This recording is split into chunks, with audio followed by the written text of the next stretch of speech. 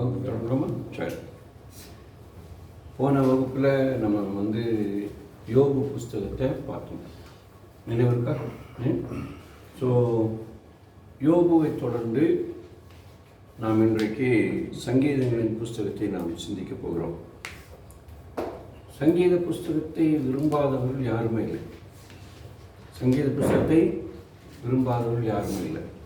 பைபிளில் எந்த புஸ்தகத்தை படிக்காமல் இருந்தாலும் இருந்துருவாங்க, சங்கீதத்தை படிப்பாங்க. நாளாகமத்தை நிறைய பேர் படிக்க மாட்டாங்க. மத்தேயு சுவிசேஷம் 1ஆவது அதிகாரத்தை யாரும் படிக்க மாட்டாங்க.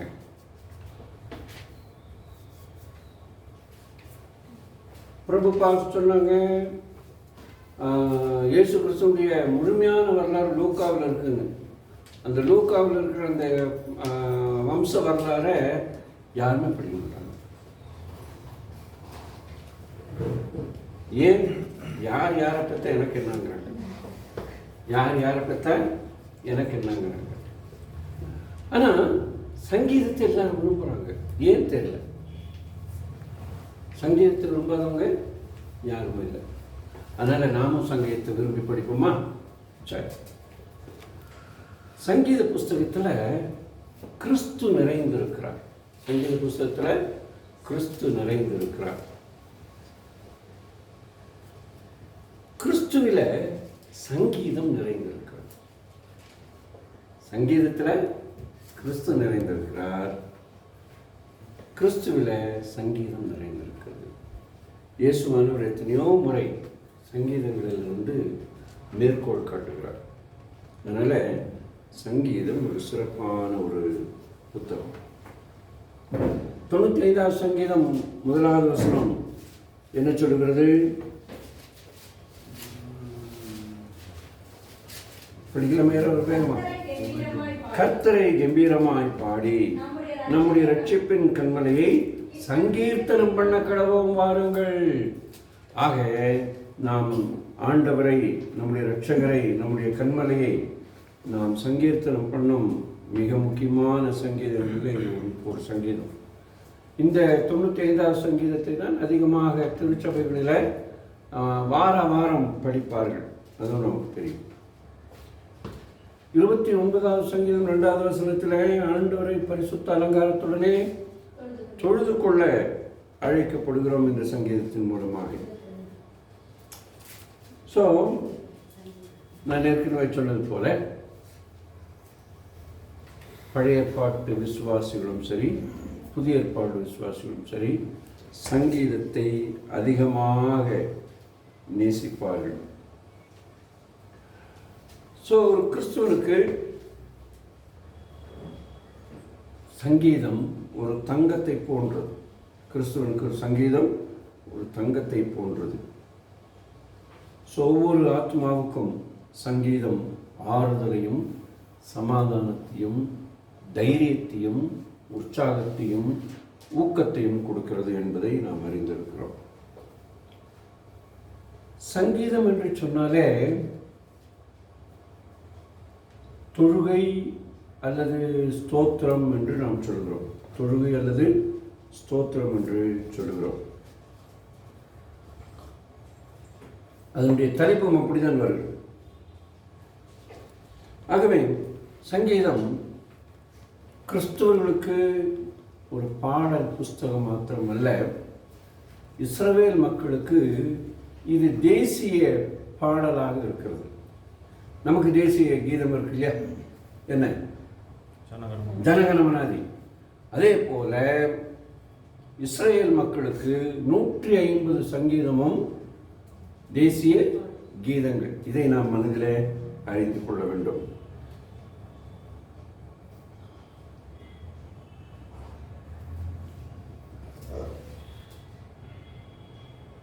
ஆண்டவருடைய பிள்ளைகளை இந்த புத்தகம் அழகாக படம் பிடித்து காண்பிக்கிறது. அவருடைய மகிழ்ச்சியிலே, அவருடைய துக்கத்திலே, அவருடைய வெற்றியிலே, அவருடைய தோல்வியிலே அவர்கள் யாராக இருக்கிறார்கள் என்பதை இந்த புத்தகம் மிக அழகாக சொல்லுகிறது. நான் முன்னதாக சொன்னது போல சங்கீதங்களின் பக்கங்களிலே அல்லது ஒவ்வொரு சங்கீதத்திலையும் கிறிஸ்துவே மேலிட்டு காணப்படுகிறார். ஆகவே கிறிஸ்துவை ஒருவர் காண வேண்டுமானால் சங்கீதங்களிலே காணலாம். கிறிஸ்துவை ஒருவர் காண வேண்டுமானால் சங்கீதங்களிலே காணலாம். அதுக்கடுத்த மற்ற புத்தகங்களில் கிறிஸ்து இல்லைன்னு சொல்லாதீங்க. கிறிஸ்து மற்ற புத்தகங்களிலும் இருக்கிறார். ஆனால் இந்த புத்தகத்தில் மேலோங்கி காணப்படுகிறார்.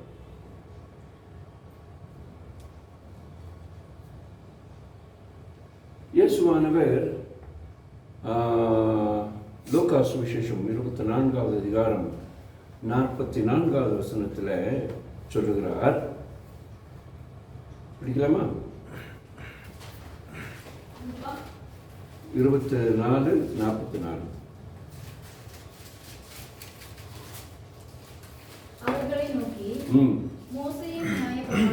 மோசேயின் நியாயப்பிரமாணத்திலும் தீர்க்கதரிசிகளின் ஆகமங்களிலும் சங்கீதங்களிலும் அண்டர்லைன் பண்ணுங்க, சங்கீதங்களிலும் என்னை குறித்து எழுதியிருக்கிறவைகள்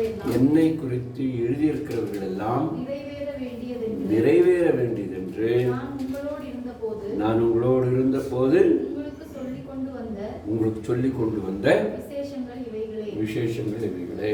ஆக கிறிஸ்துவனுடைய போதனையில, கிறிஸ்துவுடைய ஊழியத்தில், கிறிஸ்து ஊழியம் செய்த காலத்தில் கிறிஸ்துவானவர் ஒவ்வொரு முறையும் சங்கீதங்களிலிருந்து மேற்கோள் காட்டியிருக்கிறார்.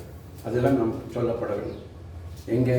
நம்முடைய சுவிசேஷங்களில் நமக்கு சொல்லப்படலை. எந்த சங்கீதத்திலிருந்து எப்படி தன்னை வெளிப்படுத்தினார் என்று சொல்லப்படலை. ஏன்னா நமக்கு தெரியும், யோவான் சுவிசேஷத்தில் கிறிஸ்து செய்த அநேக காரியங்கள் உண்டு. அதில் நம்ம இன்னொரு ஒரு வார்த்தை கூட சேர்த்தி கொள்ளலாம். கிறிஸ்து சொன்ன அநேக காரியங்களும் உண்டு. அவள் ஒவ்வொன்றாக எழுதினால் எழுதப்படும் புத்தகங்கள் உலகம் கொள்ளாதென்று எண்ணுகிறேன். ஆக கிறிஸ்து சொன்ன வார்த்தைகளை எல்லாம் 3.5 வருஷம் கிட்டத்தட்ட 1 நிமிஷம் கூட இடைவெளி இல்லாமல் சீஷர்களோடு அவர் நேரம் செலவு செய்தார். பொதுமக்கள் மத்தியிலே பேசும்போதும் சீஷர்கள் அருகிலே தான் இருந்தார்கள். சீஷர்களை தனியாகவும் கூட்டிக் கொண்டு போனார். போகும்பொழுதெல்லாம் வேதத்தை வியாக்கியானம் செய்தார், தன்னை வெளிப்படுத்தினார். இப்போ எருசலேமிலிருந்து எம்மாவூருக்கு கிட்டத்தட்ட 8 மைல், அதாவது இங்கேருந்து தேவர் சொல்லப்பாடு தூரம் எம்மாவூர் சாலை.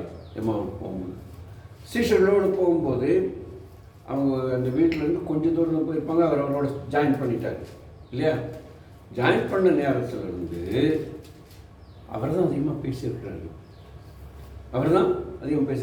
படித்து பாருங்கள், 24வது அதிகாரத்தில் நம்ம படித்த பகுதிக்கு முன்னால் இருக்குது. பேசியிருக்கிறார். என்ன பேசியிருக்கிறாரு?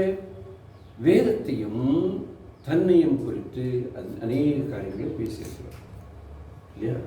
ஆகவே நாம் அறிய வேண்டும், இயேசுவானவர் அநேக காரியங்களை அவர்களோடு கூட பேசினார்.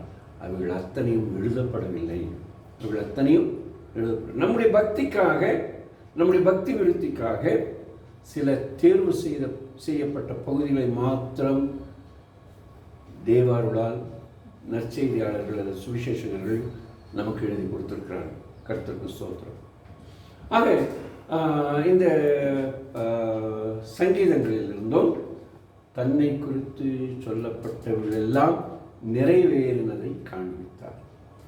ஆகவே சங்கீத புஸ்தகம் இயேசுவை காட்டுகிற ஒரு புஸ்தகம். உதாரணமாக 22வது சங்கீதம் 22வது வசனம் இயேசு கிறிஸ்துவனுடைய ஆசாரிய ஊழியத்தை, அவருடைய தீர்க்க தரிசன ஊழியத்தை குறிப்பிடுகிறது. இயேசுவானவர் 3 விதமான ஊழியங்களை செய்தார்.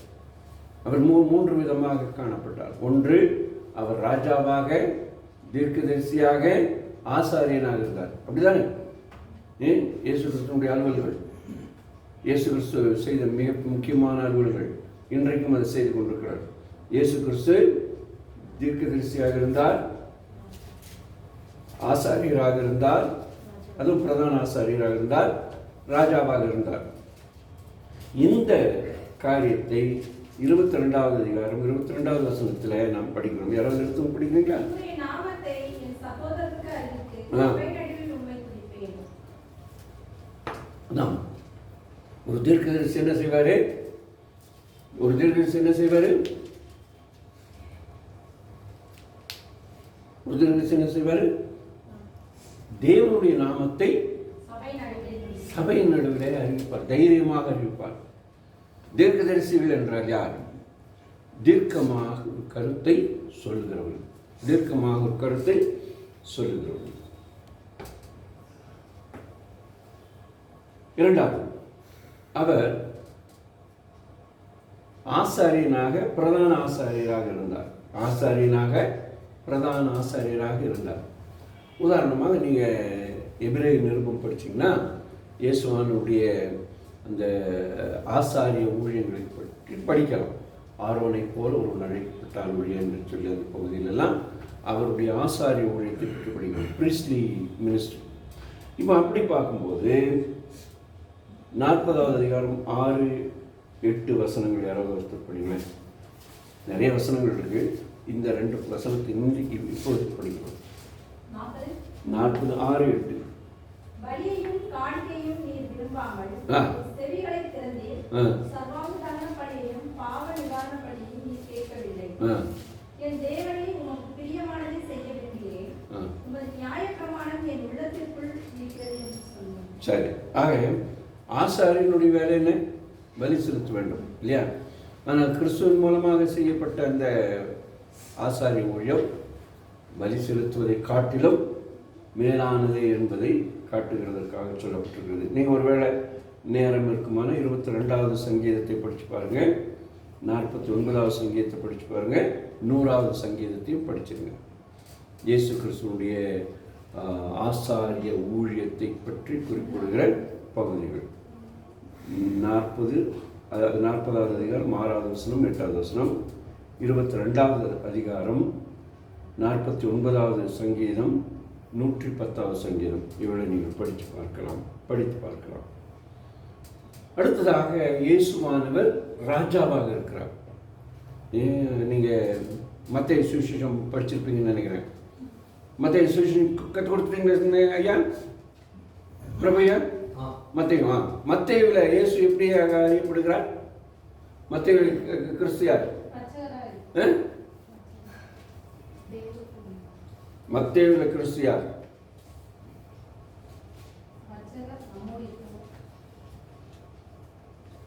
மத்தேயுவிலே இயேசு கிறிஸ்து ராஜா. மத்தேயுவிலே இயேசு கிறிஸ்து ராஜா. அதுவும் யூதருக்கு ராஜா. ஏன்னா மத்தேயுவிலே யூதருக்கு ராஜாவாக பிறந்திருக்கிறவர் எங்கே அப்படின்னு ஆரம்பத்தில் வரும். முடியும் போது சிலுவையில் இதோ யூதருக்கு ராஜா என்று எழுதப்பட்டிருக்கும். அது மாத்திரமல்ல, அவர் ராஜரீகத்தை குறித்தும் ராஜ்யத்தை குறித்தும் பேசுகிறார். சங்கீதங்கள் முழுவதும், மத்தேயு சுவிசேஷம் முழுவதும் 5, 6, 7 அதிகாரங்கள் மலை பிரசங்கம் என்று நாம் சொல்லுகிறோம். ஆனால் அதை என்ன சொல்வார்கள்? ராஜ்யத்தினுடைய பிரகடனம் என்று சொல்வார்கள். ராஜ்யத்தினுடைய பிரகடனம், தேவராஜ்யத்தினுடைய பிரகடனம். பரலோக ராஜ்யம் என்ற வார்த்தையை அவர் அதிகமாக அந்த பகுதியிலே அது அதிகமாக சொல்கிறார். ஆக இயேசு கிறிஸ்து யாராக இருக்கிறார்? ராஜா. மாத்திரமல்ல, அவர் ராஜாதி ராஜா. ராஜா மாத்திரமல்ல, ராஜாதி ராஜா. அவர் ராஜாதி ராஜாவாக இருக்கிறார் என்பதை சங்கீதங்களில் பல சங்கீதங்கள் நமக்கு சொல்கிறது.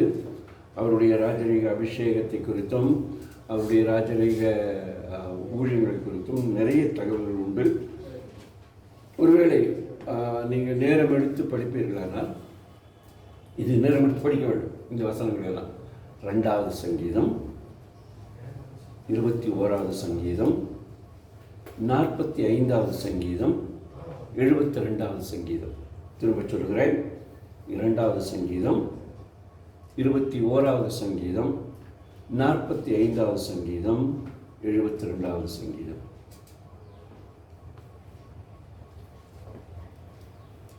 இப்போ தீர்க்கதரிசியாகிய கிறிஸ்து ஆசாரியனாகிய கிறிஸ்து, ராஜாவாகிய கிறிஸ்து, அவர் நம்முடைய பாவங்களுக்காக பாடுபட்ட கிறிஸ்து. அவர் நம்முடைய பாவங்களுக்காக பாடுபட்ட கிறிஸ்து. ஆக அவருடைய பாடுகளை குறித்து சங்கீதம் 22, சங்கீதம் 69 ஆகியவை சொல்லுங்கள். 22வது சங்கீதம் அது அடிக்கடி வருது, பார்த்துருக்கீங்களா? எல்லாத்துலேயும் வருது. ஆக 22வது சங்கீதம், 69வது சங்கீதங்கள் வருது. நம்முடைய இரட்சகர், நம்முடைய ஆண்டவர், அவர் பாடுபட்டு மரித்தார், மரணமடைந்தார். பாடுபட்டு மரணமடைந்தது மாத்திரமல்ல, அவர் உயிரோடு இருந்தார். அவருடைய உயிர்த்தெழுதலை கொண்டாடும் விதமாக 16வது சங்கீதம், உயிர்த்தெழுதலை கொண்டாடும் விதமாக 16வது சங்கீதம்.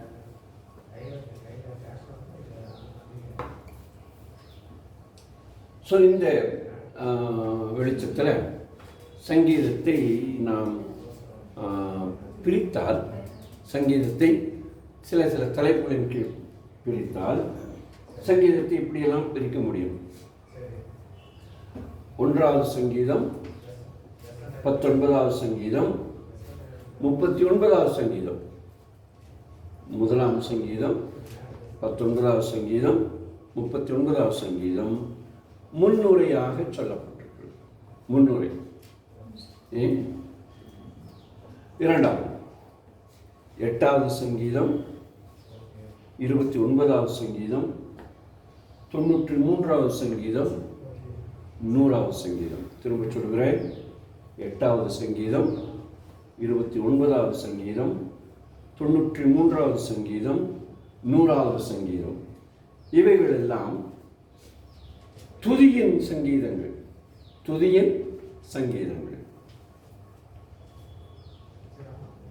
3வதாக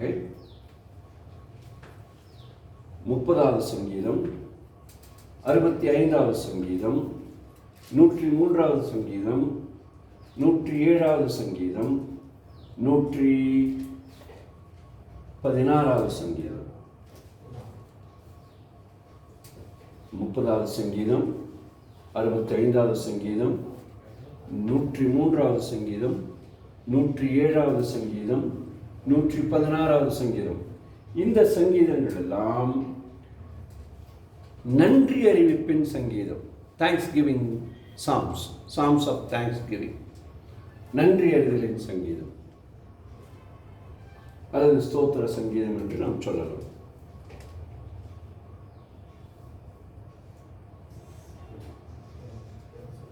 மனம் வருந்துகிறது அல்லது தவம் இருத்தல் என்பதை குறித்து 6வது சங்கீதம், 32வது சங்கீதம், 38வது சங்கீதம், 51வது சங்கீதம், 102, 130, 143 ஆகிய சங்கீதங்களில் திரும்ப சொல்கிறேன். 6, 32, 38, 51, 102, 130, 143 இந்த சங்கீதங்கள் எல்லாம் ஒருவர் மனம் வருந்தும் சங்கீதம், அல்லது தவம் உட்காரும் சங்கீதம் என்று நாம் எடுத்துக்கொள்ளலாம். இன்னொரு தடவை சொல்லுவோம், பிரச்சனை இல்லை. 6வது சங்கீதம், 32, 38, 51, 102, 130, 143 ஆகிய சங்கீதங்கள் மனம் வருந்துவதற்கான சங்கீதம். நம்பிக்கையின் சங்கீதம் அல்லது நம்பும் சங்கீதம், நம்பிக்கையின் சங்கீதம் அல்லது நம்பும் சங்கீதங்களாக 3, 27, சங்கீதம் 31, 46, 56, 62, 86. திரும்பமா சொல்கிறேன். நம்பிக்கையின் சங்கீதம் 3, 27, 31, 46, 56, 62, 86. அநேக வேளைகளில் சங்கீதக்காரனுடைய அந்த துன்ப வேளையும் இன்ப வேளையும் நமக்கு சொல்கிறது. அவ்வகையில் அவர் துன்பமடைந்த காலத்தில் பாடின சில சங்கீதங்கள் உண்டு. டிஸ்ட்ரெஸ் என்று சொல்வார்கள். துன்பம், டிஸ்ட்ரெஸ்.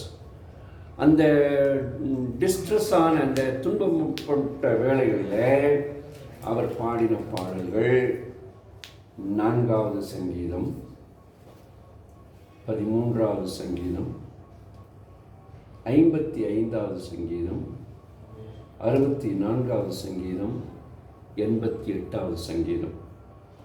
திரும்பமா சொல்கிறேன். 4, 13, 55, 64, 88 ஆகிய சங்கீதங்கள். என்னமா? துன்ப வேளையில் பாடின பாடல்கள்.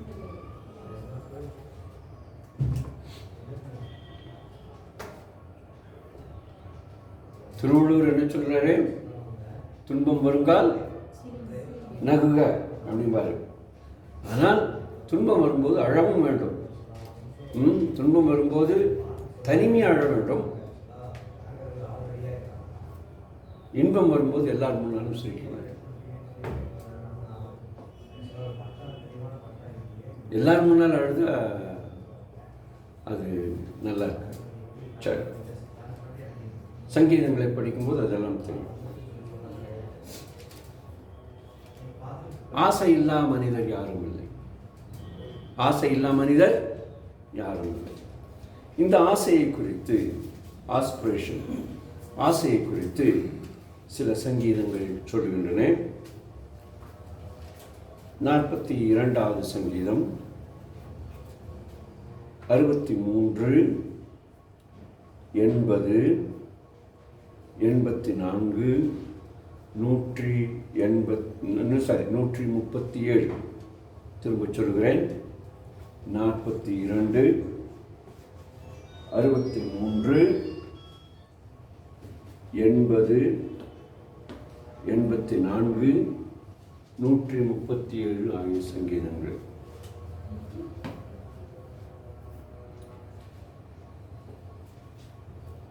சங்கீதங்களிலேயே இஸ்ரவேலருடைய வரலாறும் தனிப்பட்டவருடைய வரலாறும் சொல்லப்பட்டிருக்கிறது.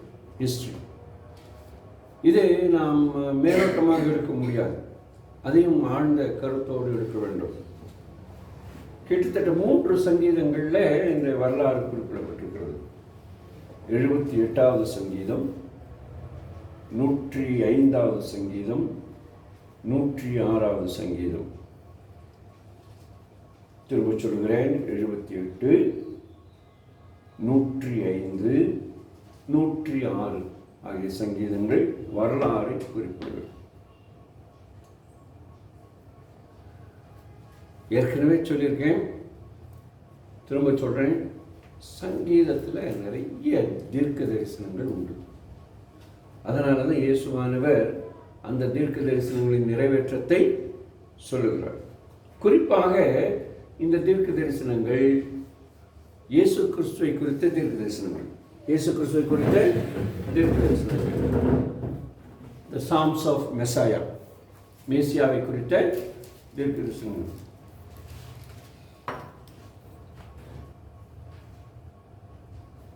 எழுதலாமா? சங்கீதங்கள் 2, 16, 22, 24, 40, 45, 68, 69, 72, 97, 110, 118. திரும்பமாக சொல்கிறேன். மேசியாவை குறித்த தீர்க்க தரிசனங்கள், மேசியாவை குறித்த தீர்க்க தரிசனங்கள் எல்லாருக்கும் தெரியும். 2, 16, 22 எல்லாம் இயேசு கிறிஸ்து குறித்து சொல்லுது. மற்ற சங்கீதங்களில் அதிகமாக மக்களுக்கு தெரியாது. அதனால் இது எல்லாவற்றையும் குறித்து கொடுங்க. சங்கீதம் 2, சங்கீதம் 16, சங்கீதம் 22, சங்கீதம் 24, சங்கீதம் 40, சங்கீதம் 45, சங்கீதம் 68, சங்கீதம் 69, சங்கீதம் 72, சங்கீதம் 97, 110, 118. இதில் தனித்தனி வசனம் எடுக்க முடியாது. ஆமாம், சங்கீதத்தில் 2வது சங்கீதம் முழுவதுமே இயேசு கிறிஸ்துடைய ஆரம்ப கால அபிஷேகத்தை பற்றி சொல்லும். சரியா? சரி, வேணா படிங்க. 2வது சங்கீதத்தை முழுக்க படிங்க. எல்லாரும் கேட்குறோம். படிங்க சார், நீங்கள படிங்க. சத்தமாக படிங்க. ஜாதிகள் கொந்தளித்து ஜனங்கள் விருதான காரியத்தை சிந்திப்பானே கேள்வியோடு ஆரம்பிக்கிறார். படிங்க. கர்த்தருக்கு விரோதமாகவும் அவர் அபிஷேகம் பண்ணினவர். அங்கே அபிஷேகம் யார்? அது கிறிஸ்து. அபிஷேகம் பண்ணப்பட்டவர் கிறிஸ்து, மெசியா. அவருக்கு அபிஷேகம் பண்ணவர் ராஜா தானே, சவுல் ராஜா, தாவீது ராஜா. கிறிஸ்துவே அபிஷேகம் பண்ணப்பட்டவர் சார். கிறிஸ்து என்றால் அபிஷேகம் பண்ணப்பட்டவர். மெசாயா என்றால் அபிஷேகம் பண்ணப்பட்டவர். சரி, படிங்க. பூமியின் ராஜாக்கள் எழும்பி நின்று விருதா காரியங்களை சிந்திப்பானேன். அதிகாரிகள் ஏகமாய் அவர்கள் கட்டுகளை அறுத்து அவர்கள் கயிறுகளை நம்பிட்டு எரிந்து போடுவோம் என்கிறார். அப்புறம் படிங்க. பருவத்தில் வீட்டிருக்கிறவர் நகைப்பார், அவர்களை இகழ்வார். அப்பொழுது அவர் தமது கோபத்தினாலே அவர்களோட பேசி தமது உக்கிரத்திலே அவரை கலங்க பண்ணுவார். நான் என்னுடைய பரிசுத்த பர்வதமாகிய சீயோன் மீதிலே என்னுடைய ராஜாவை அபிஷேகம் பண்ணி வைத்தேன் என்றார். அந்த ராஜா யாரு? தாவீது ராஜா அல்ல, கிறிஸ்து. தீர்மானத்தின் விவரம் சொல்லுவேன். கர்த்தர் என்னை நோக்கி, நீ என்னுடைய குமாரன், இன்று நான் உன்னை ஜெனிப்பித்தேன். நீ என்னுடைய குமாரன் என்ற வார்த்தை எங்கே வருகிறது? யாருக்காவது ஞாபகம் இருக்கா? மத்தேயு சுவிசேஷத்தில் வருது. அதே மத்தேயு இன்னொரு இடத்துல வருது.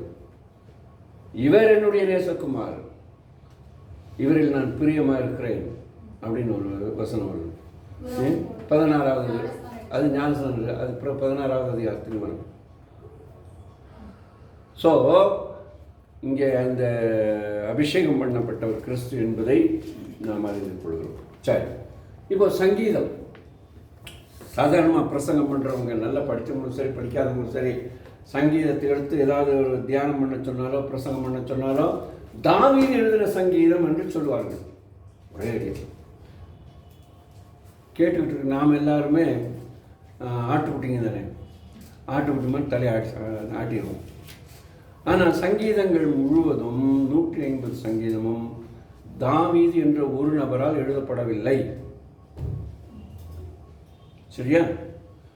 தாவீது பெரும்பான்மையான சங்கீதங்களை எழுதியிருக்கிறார்.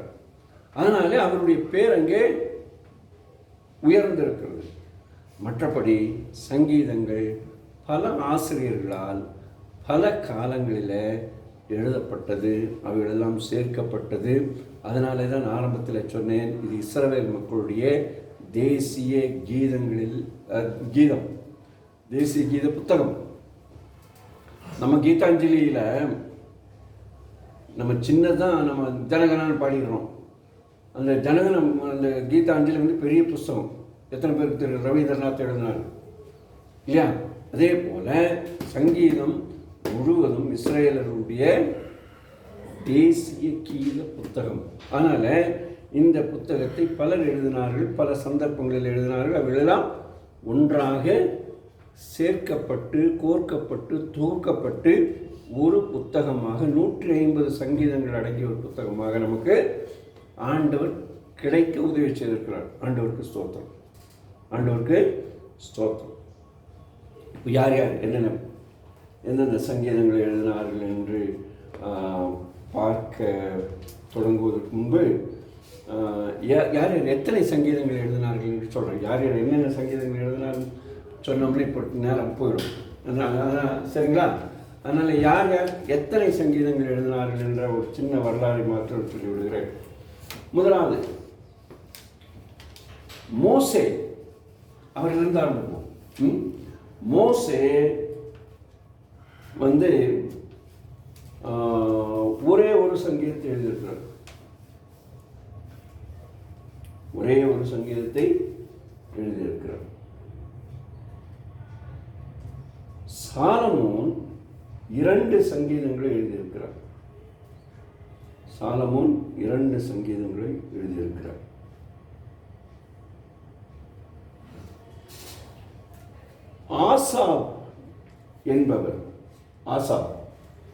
ஆசாப் என்பவர் தாவீதுடைய கொயர்ல இருந்தவர். கொயர்னா என்ன நம்ம தமிழ் என்ன சொல்லுவோம்? இந்த பாட்டு பாடுகிற அந்த குழுவில், பாட்டு பாடுகிற குழுவில் இருந்தவர். சரியா? இந்த ஆசாப்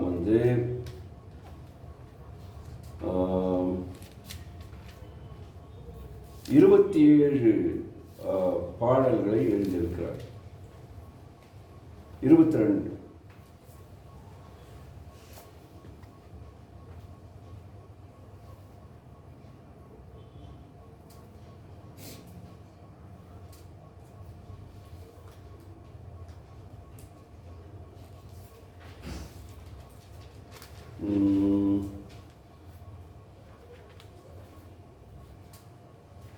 கோராவுடைய புத்திரர்கள் இவர்களும் பாட்டு பாடுகிறதுல அந்த இசையமைப்பாளர்களிலே ஒருவர்களாக இருந்தார்கள்.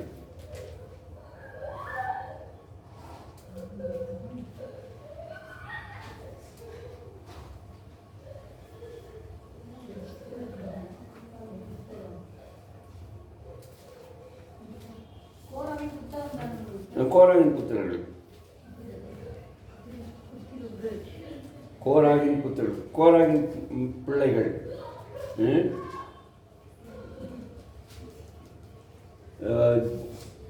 எடுத்தோன் என்பவர் ஒரு பாடல் பாடியிருக்கிறார். ஆமாம், அதை நான் கொஞ்சம் சொல்கிறேன், தனி எழுதி வச்சுருக்கேன், நான் எடுத்தேன். ஒரே நிமிஷம்.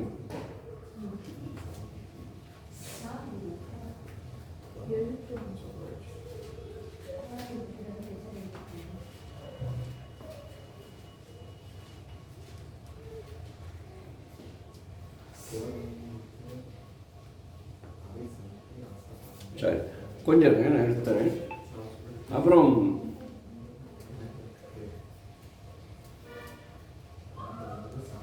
தாவீது பெரும்பான்மையான பாடல்களை இந்த புத்தகத்தில் எழுதியிருக்கிறார். ஆக நாம் ஒவ்வொருவரும் தாவீதுடைய பாடலோடு இணைந்து தேவனை தேவாலயத்தில் துதிக்க, மற்ற பாடல் ஆசிரியர்களோடு இணைந்து தேவனை துதிக்க ஆண்டவர் நமக்கு உதவி செய்வாராக.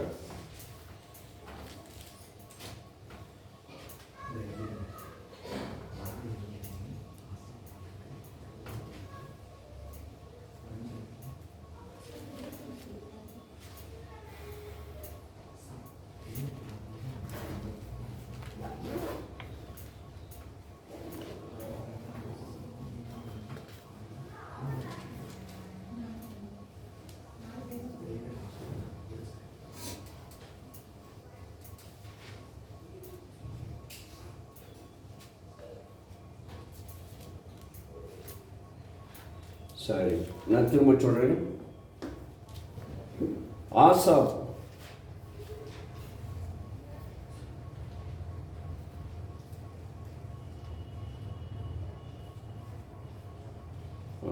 சரி, இது கொஞ்சம் கன்ஃபியூஷன் ஆகுது. ஒரு நிமிஷம்.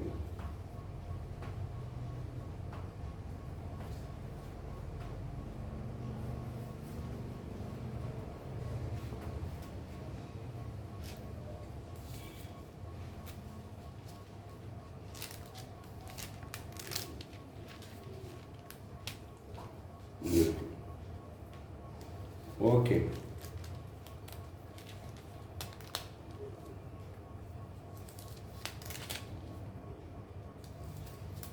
தாவீது 73 சங்கீதங்கள்.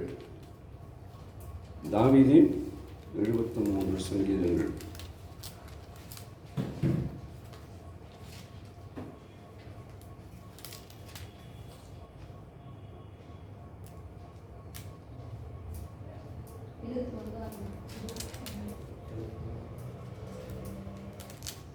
ஃபர்ஸ்ட் நான் சொல்றது கரெக்டானு பாருங்களேன். தாவீது 73, ஆசாப் 12, கோராகி புத்திர 9, 2, மோசஸ் 1, ஈமான் 1, ஆமான் 1, நோ நேம் பேர் இல்லாத 51. சரி, சூப்பர் சூப்பர். அதான் கரெக்ட் தான்.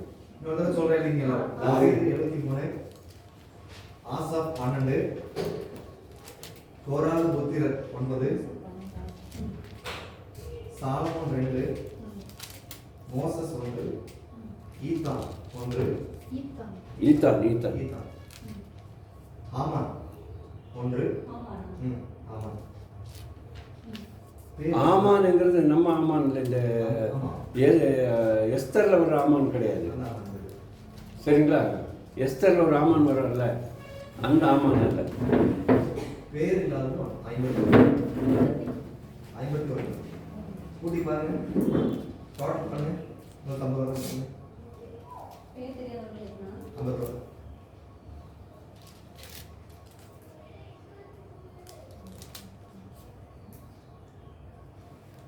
சரி, இன்னும் பார்த்தீங்களாண்ணே? கரெக்டா 180 வருதா? வந்துருச்சா? சரி சரி. இப்போ தாவீதை பற்றி ஒரு சில குறிப்புகளை மாத்திரம் நான் சொல்கிறேன்.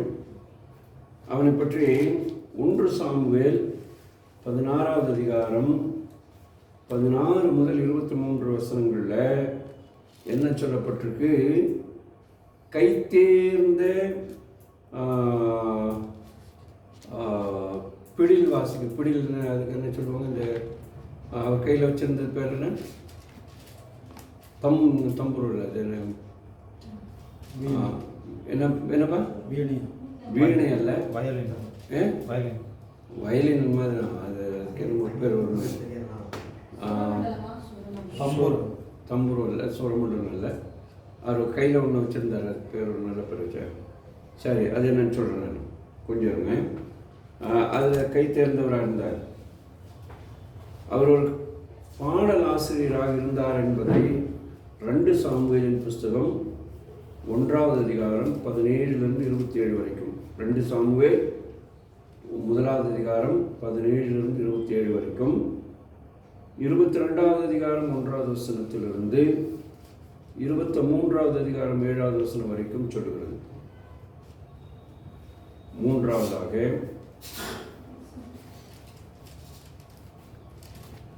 இனிமையான இஸ்ரவேலின் இனிமையான சங்கீதங்களை பாடுகிறவர்னு 2 சாமுவேல் 23:1 சொல்லப்பட்டிருக்கு. ஐயா படிங்க, 2 சாமுவேல் 22:1.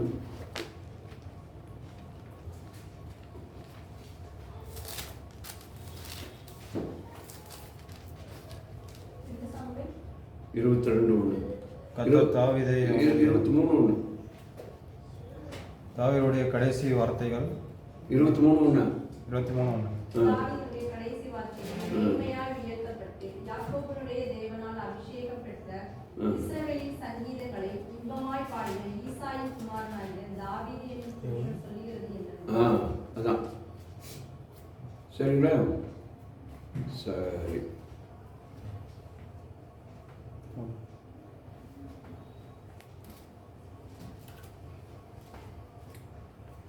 இந்த கோராகுடைய புத்தர்களை பற்றி கோராகின் புத்திரர்கள் யார், அவர்களுடைய வேலை என்னங்கிறத பற்றி 1 நாளாகமம் 9வது அதிகாரம் 19வது வாக்கியம். 1 கொரிந்தியர் 1 நாளாகமம் 9:19. அதே போல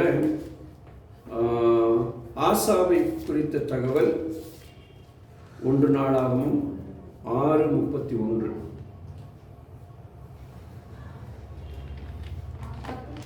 ஆசாவை குறித்து 1 நாளாகமம் 6:31.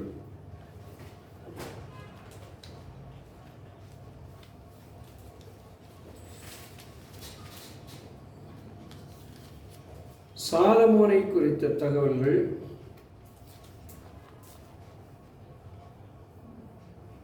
1 ராஜாக்களின் புத்தகம் 4:32.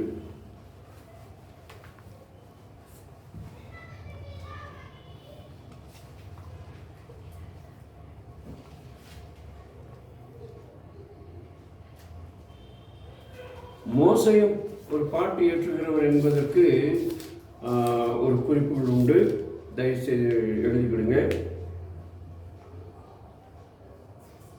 யாத்ராகம புஸ்தகம் 15வது அதிகாரம் முதல் 18 வசனங்கள், 1லிருந்து 18. யாத்ராகமம் 15 1லிருந்து 18. அதே போல உபாகமம் 31 30 முதல் 32வது அதிகாரம் 44வது வசனம் வரைக்கும். அதே உபாகம புஸ்தகத்தில் 33வது அதிகாரம் 1லிருந்து 29 வரைக்கும் உள்ள வசனங்களில் மோசையுடைய பாடல்கள், அங்கே சங்கீதங்கள் அங்கே சொல்லப்பட்டிருப்பதை படிக்கலாம்.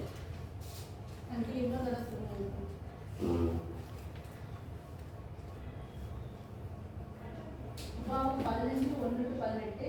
உபாகமம் 31 உபாகமம் 31 30லிருந்து 32வது அதிகாரம் 44வது வசனம் வரைக்கும். 33வது அதிகாரம் 1 முதல் 29 வசனங்கள்.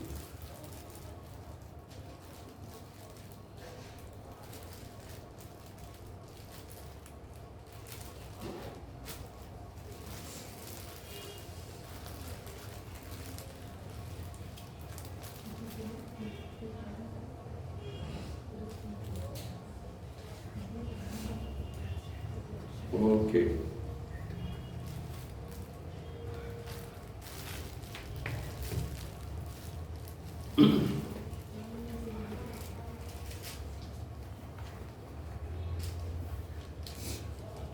முதல் சங்கீதத்தை கொஞ்ச நேரம் நம்ம தியானிக்கலாம். முதல் சங்கீதம் நம்ம எல்லாருக்கும் மனப்பாடமாக தெரியும். எத்தனை பேருக்கு முதல் சங்கீதம் மனப்பாடமாக தெரியும்? சங்கீதம் 1 யாருக்கும் தெரியாதா? தெரியுமா உங்களுக்கு? மனப்பாடமா? சொல்லுங்கள பார்க்கலாம். எல்லாம் கவனிங்க. துன்மார்க்கருடைய ஆலோசனை நலமும் பாதருடைய வழியில் இல்லாமலும் பரியாசக்காரர் உட்காரும் இடத்தில் உட்காரமும் கர்த்தருடைய வேதத்தில் இரவும் பகலும் தியானமாக இருக்கிற மனுஷன் பாக்கியவான். அவன் நீர்க்காலில் ஓரமாய் நடப்பட்டு தன் காலத்தில் தன் கனியை தள்ளி இலை உதிராது இருக்கிற மரத்தை போல இருப்பான். அவன் செய்வதெல்லாம் வாய்க்கும். துன்மார்க்கரோ அப்படி இல்லாமல் காற்று பறக்கடிக்கு பதரை போல இருக்கிறார்கள். துன்மார்க்க நியாயத்தில் இருக்கிறோம், பாவிகள் நீதிமான்கள் சபையிலும் நிலை நிற்பதில்லை. ஆகியால் துன்மார்க்க சரி, எல்லாரும் கை தட்டுங்க. துன்மார்க்க நீதிமான்கள் சபையில் நிலைத்திருப்பது, அவ்வளோதான். கர்த்தர் நீதிமான்கள் வழியாக இருந்திருக்கிறார். சரி, சூப்பர். இப்போ இந்த சங்கீதத்தில் முதல்ல மனுஷனுடைய ஆசீர்வாதமான நிலைமை, மனிதனுடைய ஆசீர்வாதமான நிலைமை, அதில் என்ன செய்யணும் என்ன செய்யக்கூடாதுங்கிறது இருக்கு. என்ன செய்யணும் என்ன செய்யக்கூடாது. என்னென்ன செய்யக்கூடாது? துன்மார்க்கனுடைய வழியில் நடக்கக்கூடாது, பாவிகளுடைய வழியில் உட்காரக்கூடாது, பரியாசக்கார உட்காரம் இடத்தில் உட்காரம்,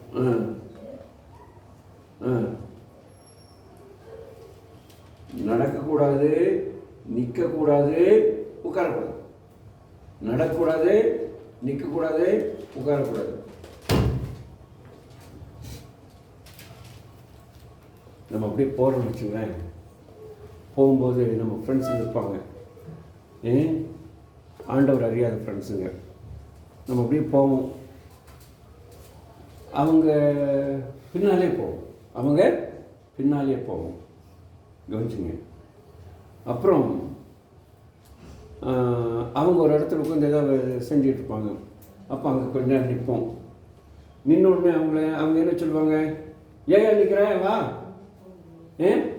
கம்பெனி கொடுப்பாங்க, வாயா கம்பெனி கொடுப்பாங்க சொல்லுவாங்களா?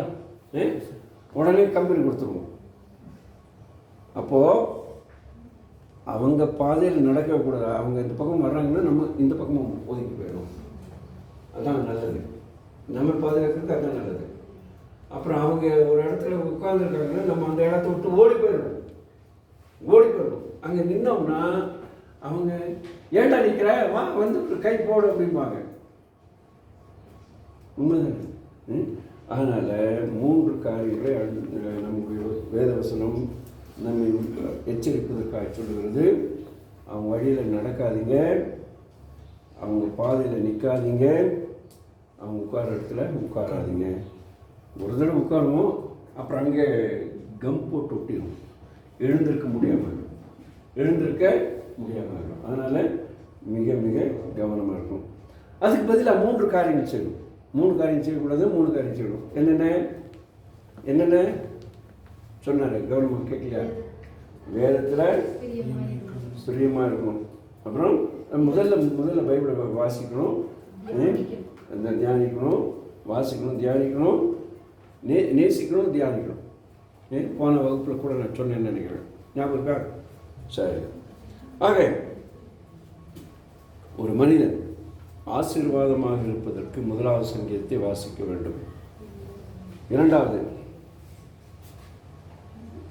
மனிதன் கடவுளிடத்திலிருந்து தூரம் போகாதபடிக்கு கடவுளுக்கு பயந்து இருக்கணும்னு 2வது சங்கீதத்தையும் 14வது சங்கீதத்தையும் வாசிக்கணும்.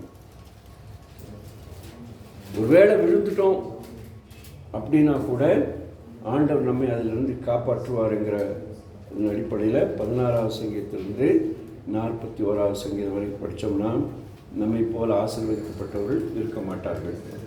இப்போது ஒரு 3 காரியம் நடக்குது இப்படிப்பட்டவர்கள். என்னென்ன காரியம்? அவர்கள் நீர்க்கால்கள் ஓரமாய் நடப்படுவாங்க. நடப்படுதல்னா உறுதியாக அசைக்காதபடி உறுதியாக கட்டப்படுவாங்க. 2வது கனி கொடுப்பாங்க. என்ன? 3வது இலைகள் காயாமல் செழித்திருப்பார்கள். செழிப்பு. ஸோ இப்படிப்பட்ட ஆசீர்வதிக்கப்பட்ட நிலைமைக்குள்ளாக நாம் வருவதற்கு ஆண்டவர் நமக்கு நல்ல மேய்ப்பனாக இருந்து நம்மை வழி நடத்துவார். ஆண்டவர் நமக்கு நல்ல மேய்ப்பனாக இருந்து 23வது சங்கீதத்தின்படி நம்மை வழி நடத்துவார். இப்போ 22வது சங்கீதத்தை ஒரு மனிதர் படித்தால், எத்தனை பேர் படிச்சிருக்கீங்க 22வது சங்கீதம்? சரி, இன்னைக்கு சாயங்காலம் போய் படித்து பாருங்கள். 22வது சங்கீதத்தை படித்தால் ஒருவர் கல்வாரியை கண்முன் பார்க்க முடியும். ஆகவே கல்வாரியில் ஆண்டவர் கதறுகிறார் இல்லையா? என் தேவனே ஏன் என்னை கைவிட்டீர் என்று கதறுகிறார் இல்லையா? அந்த கதறுதலை நாம் கேட்க முடியும். ஆண்டவர் சொல்லுவார் ஒரு இடத்துல, நான் ஒரு புழு 22வது சங்கீதம் 6வது வசனத்தில், நான் ஒரு புழு, நான் மனுஷரால் அவமதிக்கப்பட்டிருக்கிறேன் என்று சொல்வார். அதனால் சங்கீதம் 22 நம்மை கல்வாரிக்கு நேராக வழி நடத்தும். அதனால் கல்வாரி காண்பவர்கள், காண வேண்டும் என்று விரும்புகிறவர்கள் என்ன செய்ய வேண்டும்? 22வது சங்கீதத்தை வாசிக்க வேண்டும் என்று நான் சொல்லிக்கொள்ள விரும்புகிறேன். நான் சில வசனங்களை சொல்கிறேன், புதிய ஏற்பாட்டுக்கும் பழைய ஏற்பாட்டுக்கும் இடையில். அதாவது பழைய ஏற்பாட்டு, அதாவது சங்கீதத்திலிருந்து மேற்கோள் காட்டப்பட்ட புதிய ஏற்பாடு வசனங்கள், விசேஷமாக நற்செய்தி நூல்களில், சுவிசேஷங்களில். 22வது சங்கீதம் 1வது வசனம், மத்தேயு சுவிசேஷம் 27வது அதிகாரம் 46வது வசனத்தில், சங்கீதம் 22:1, மத்தேயு 27:46.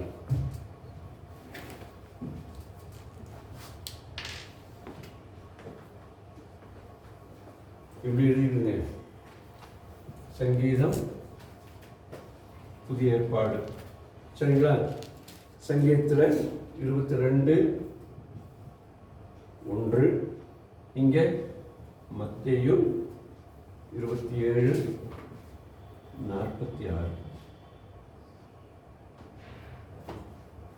அதே போல 22:6-7, 6-7, 22:6-7. இது லூக்கா சுவிசேஷம் 23:35-36.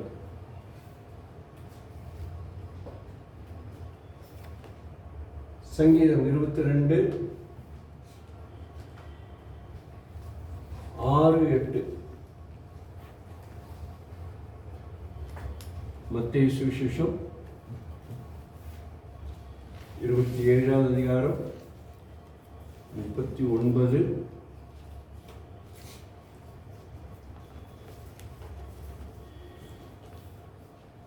41, 43.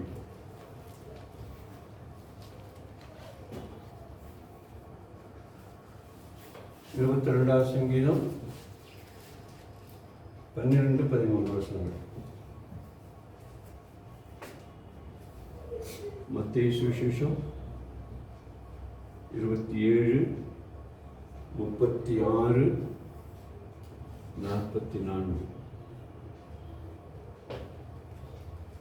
22வது சங்கீதம் 28வது வாக்கியம்,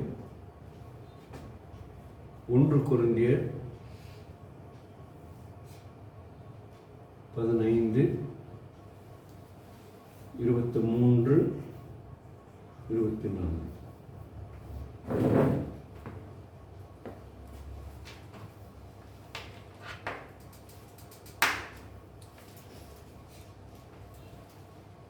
ரெண்டாவது அதிகாரம் 14வது வசனம் படிச்சு பாருங்க. சங்கீதம்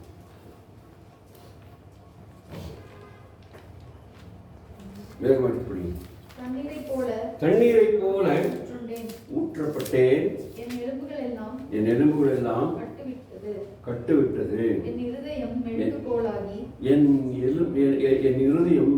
போலாகி, என் குடல்களின் நடுவே உருகிற்று.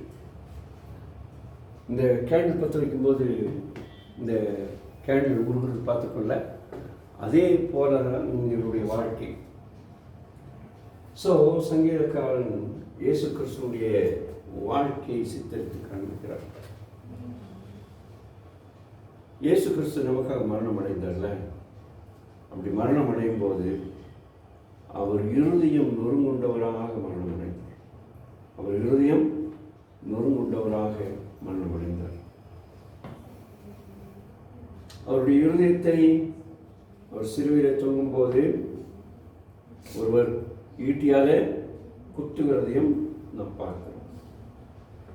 ஆக இருதயம் உடைந்து ஒரு மெழுவை போல உருகி தண்ணீரை போல கடந்து போகுது. இதுதான் அவருடைய மரணத்தை குறித்து சொல்லுது.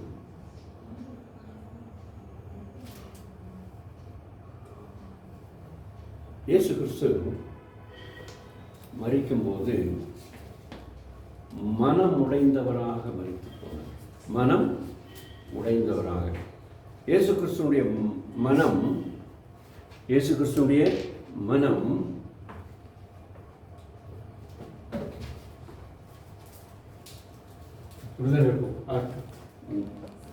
நல்ல ஆர்டிஸ்ட் கிடையாது. அவருடைய மனம் சுக்கு நூறாக உடைந்து போனது.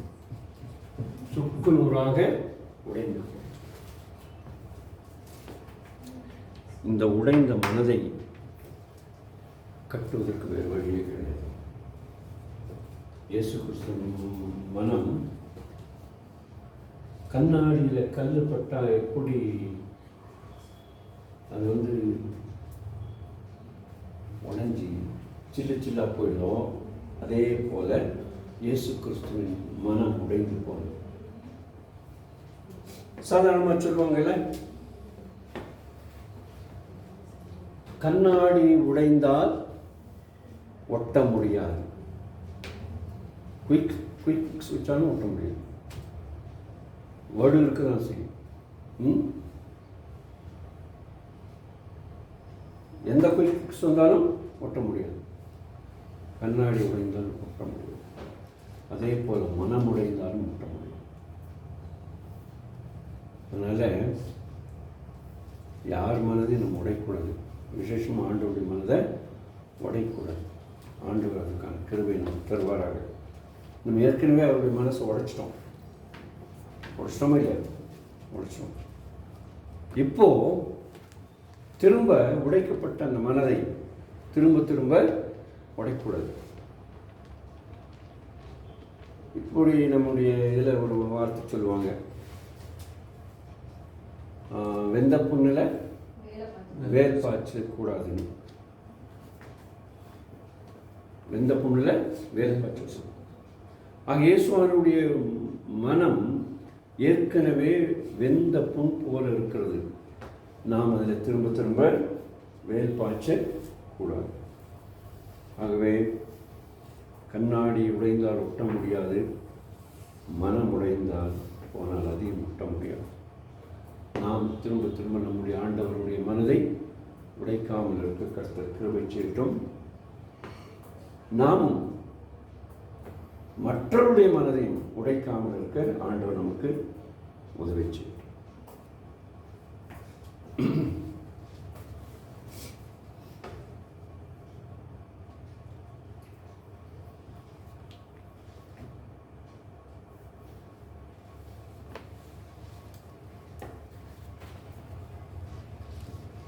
இந்த புத்தகத்தில் இஸ்ரவேலை குறித்து 3 காரியங்கள் சொல்லப்பட்டிருக்கிறது. ஒன்று, இஸ்ரவேலுடைய நல்ல நிலைமையிலிருந்து விழுந்து போன நிலை. சங்கீதம் 42 49 வரைக்கும் நாம் பார்க்கலாம். இந்த இஸ்ரவேலை மீட்பதற்காக ஆண்டவர் அனுப்பின இரட்சகரை 2வது பகுதியிலே பார்க்கலாம். சங்கீதம் 50 60 வரைக்கும். அடுத்து இஸ்ரவேலருடைய மீட்பை நாம் சங்கீதம் 61 72 வரைக்கும் உள்ள பகுதியிலே படிக்க முடியும். 61 முதல் 72 வரைக்கும் உள்ள சங்கீதங்கள் முழுக்க இஸ்ரவேலை குறித்த ஒரு அழகான ஒரு படம்.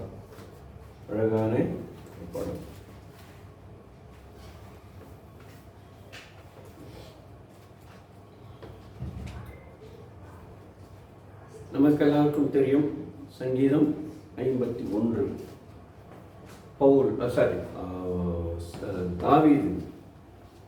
தாவீது பட்சேபாவோடு கூட சேர்ந்து பாவம் செய்திருக்கிறது.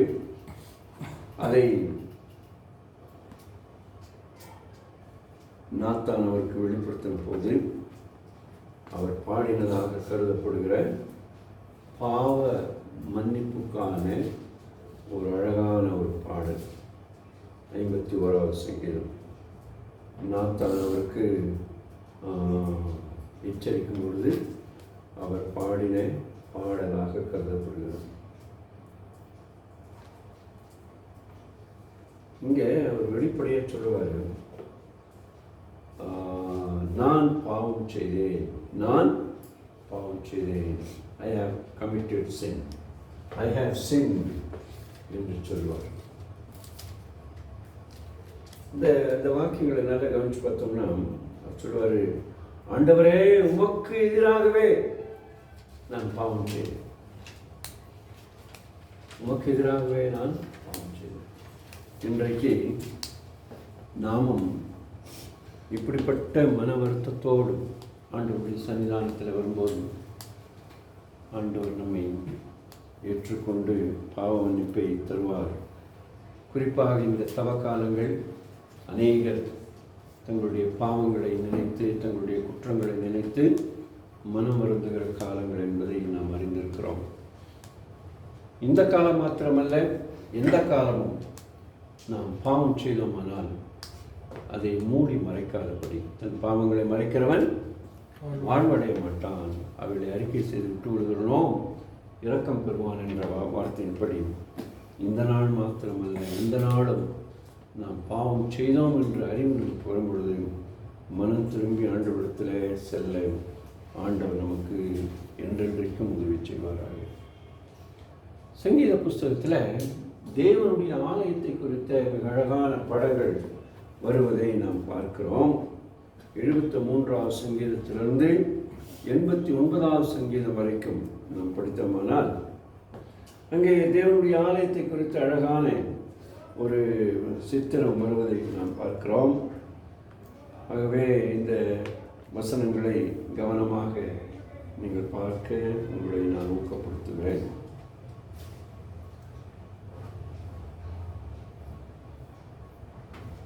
சங்கீத புஸ்தகத்திலே பூமியை குறித்தும் நிறைய தகவல்கள் உண்டு.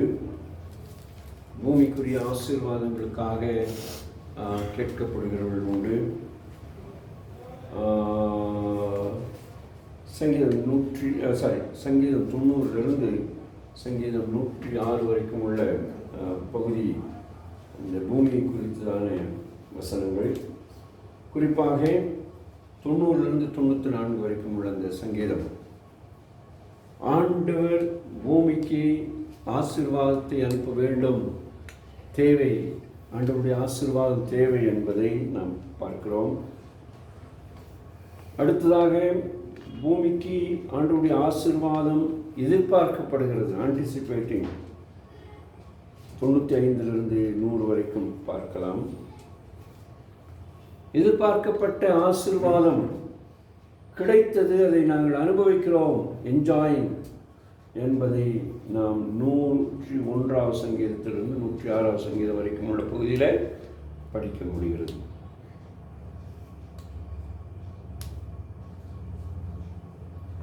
பொதுவாக சங்கீதங்கள் கால வரிசைப்படி தொகுக்கப்படவில்லை. சங்கீதங்கள் பொதுவாக தொகுக்கப்பட்டிருக்கின்றன தவிர கால வரிசைப்படி தொகுக்கப்படவில்லை என்பதை நாம் நன்றாக அறிந்து கொள்ள வேண்டும்.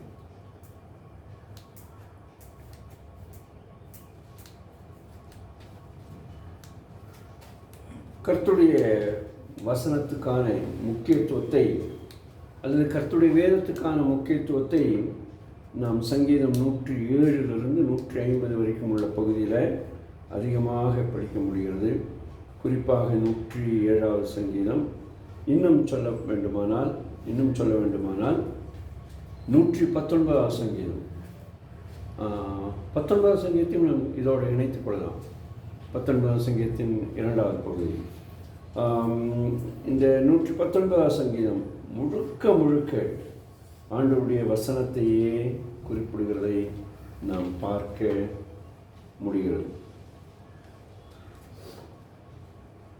கர்த்தருடைய வசனம் தேனிலும் தெளித்தேனிலும் மதுரமாக இருக்கு. கர்த்தருடைய வசனம் பொன்னிலும் பசும் பொன்னிலும்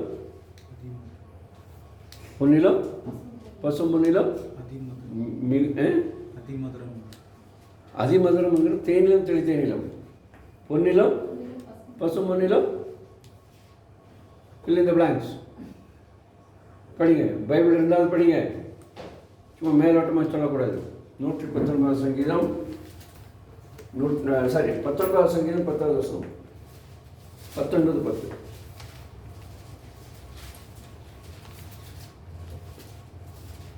அவைகள் பொன்னிலும் மிகுந்த பசும்பொன்னிலும் விரும்பப்படத்தக்கது. என்ன பண்ணப்படத்தக்கது? விரும்பப்படத்தக்கது. தேனிலும் தேன் ஒரு நிமிஷம் என்ன மன்னிச்சிருந்தேன், இப்படி சொல்கிறேனே. பழைய காலத்தில் ஒரு சினிமா பாட்டு இருக்கு என்ன, பொன்னை விரும்பாதவங்க யாராக இருக்காங்களான்னு. என்ன, பொன்னை விரும்பாதவங்க யாருமே கிடையாது. எல்லாருமே பொண்ணை விரும்புகிறாங்க. என்னதான் பெந்த வசக்காரராக இருந்தாலும் பொண்ணை விரும்புகிறாங்க. அது அவசரத்துக்கு புதுவனே பெட்டியிலையாவது வச்சுருப்பாங்க, கழுத்தில் போடலன்னா கூட பெட்டியிலையாக வச்சுருப்பாங்க. எனக்கு எத்தனையோ பேர் தெரியும். ஸோ பொண்ணை விரும்பாதவர்கள் யாருமே இல்லை. ஆக அது விரும்பப்படத்தக்கது. அதே போல் தேனிலும் தெளிதேனிலும் ஒழுகும் தெளிதேனிலும் தெளிதேன் சாப்பிட்டவங்க யாரும் இருக்குங்களா? தேன் கூட்டில் இருந்து ஒழுகிற தெளிதேனு யாராவது சாப்பிட்ருக்குங்களா? நீங்கள் சாப்பிட்ருக்கீங்க, வெரி குட். நானும் சாப்பிட்ருக்கேன். இந்த கூட்டில் இருந்து அப்படியே கட் பண்ணி அப்படி கொண்டு வந்து அப்படி வாயை வச்சாங்க. சூப்பர். ஸோ 119 சங்கீதமும் அதான் சொல்லுது. அதான் ஃபஸ்ட்டில் சொல்லிட்டேன், 19லையும் வருகிறதுன்னு சொல்லி. ஸோ அவ்வளவு அருமையான சுவையான வேத வசனத்தை தேவன் நமக்கு கிருபையாக இரக்கமாய் கொடுத்திருக்கிறார். ஸோ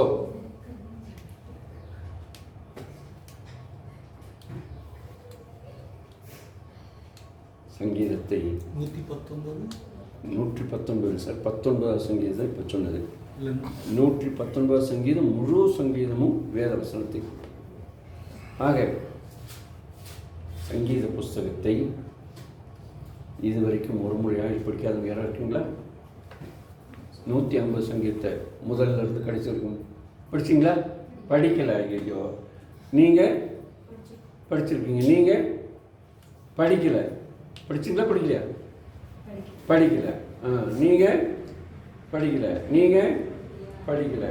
நீங்கள் படிக்கலை. நீங்கள் படிக்கலை. நீங்கள் படிச்சிருக்கீங்க. படிச்சிருக்கீங்க. ஒரு தடவை படிச்சுக்க போதும். நீங்கள் படிச்சிருக்கீங்க. அம்மா மகா, நீங்கள் முழு சங்கீதத்தை சாரி ஐயா கொஞ்சம் முன்னாடி போங்க. இதெல்லாம் எடுத்து வாங்கி 2 பேர் போங்க. சரி, நான் இப்போ பிரேக்காக விட்றேன். என்ன? ஸோ கவனமாக கேளுங்க. சங்கீத புஸ்தகம் மாத்திரம் தனியாக கிடைக்குது. சங்கீத புஸ்தகம் மாத்திரம் தனியாக கிடைக்குது. அதை மாத்திரம் வாங்கி ஒரு முறை முதல் பக்கத்துலேருந்து கடைசி பக்கம் படிச்சிருக்கோம். ஏன்னா இங்கே நம்ம பைபிளில் என்னதான் படித்தாலும் நமக்கு தெரிஞ்சிருக்காரு. தனி புஸ்தகத்தில் வாங்கி படித்தோம்னா இன்னும் சிறப்பாக இருக்கும். வேண்டாங்க எனக்கு பைபிளே இருக்குன்னு சொல்லி படித்தாலும் ஸ்தோத்திரம், எது செஞ்சாலும் ஸ்தோத்திரம். இன்னிலிருந்து இன்னைக்கு சாயங்காலம் வீட்டுக்கு போனதுலேருந்து முதல் சங்கீதத்திலிருந்து படிக்க தொடங்குங்க. எத்தனை நாள் படிக்கணும்? ஒரு மாதம், ஒரு நாள் சரி, ஒரு நைட்டில்.